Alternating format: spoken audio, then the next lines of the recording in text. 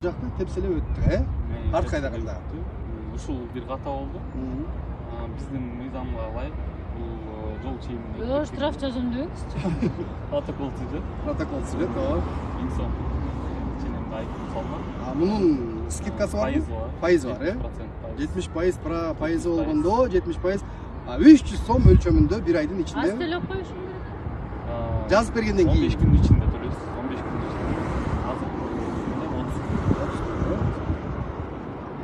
Азыр сизге төлөсө болот. Жок, мага төлөгүм болбойт. Протокол түзүлгөн. Айпер эже, кандайсыз? Бот пакети эртеңдерден жол. Жашыңыз канчада? Мейли. Жашыңыз Давай. канчада? Мен азыр айперге керегим жок деп бүтүп. Жок. Эме просто 32-де? өзүм эле тартып алайын деп атпайбы? Эгер 8 жыл мурун төрөлсөңүз канчада болмоксуз?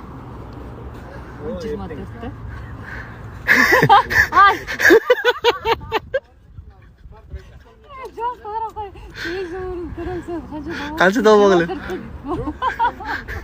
Канчада болмоксуз? В смысле, 8-те? Айпер эже, у меня к вам вопрос.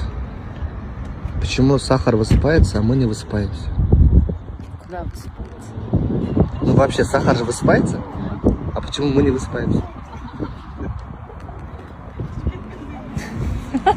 Сен таза бурчка такып аласың сен сурамадың. Ладно, полегче вопрос, да? Почему мы завтракаем, а не сегоднякаем? Кече балам берди ушул суроону. Почему Эткачы? апа мы завтракаем, а не сегоднякаем? Почему? Почему? Вот к вам вопрос, ваше мнение. Кто мен балама сурайм. Даян! Вопрос тогда. Ой-ой. Почему- Жакшына сурайсың. Окей, ладно. Легкий вопрос задам. Готовы? Почему на ногах ногти, а на руках не руки? Почему?